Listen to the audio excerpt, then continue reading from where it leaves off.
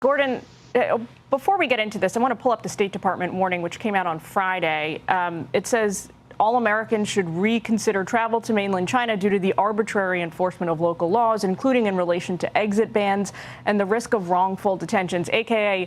don't fly to China because you might face indefinite imprisonment, and they might ban you from ever departing Chinese soil and returning home. All of this, I mean, even for the Chinese government, is a little insane, isn't it? Well, it certainly is. You know, for a decade, China has been taking Americans as hostages. This really became very clear in 2018 when China grabbed the two Michaels, two Canadians, in retaliation for the United States asking for the detention by Canada of an executive.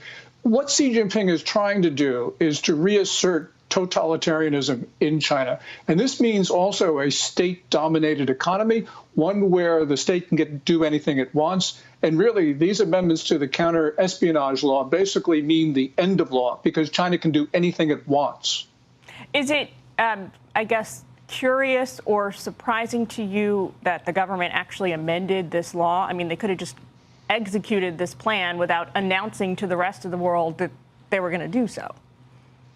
That would have been the smart thing to do. You know, we go back to March where China raided the offices of Minsk Group, which is a U.S. due diligence firm, closed it down. They then raided Bain. You know, they were doing this anyway. And law in a communist state really doesn't mean anything.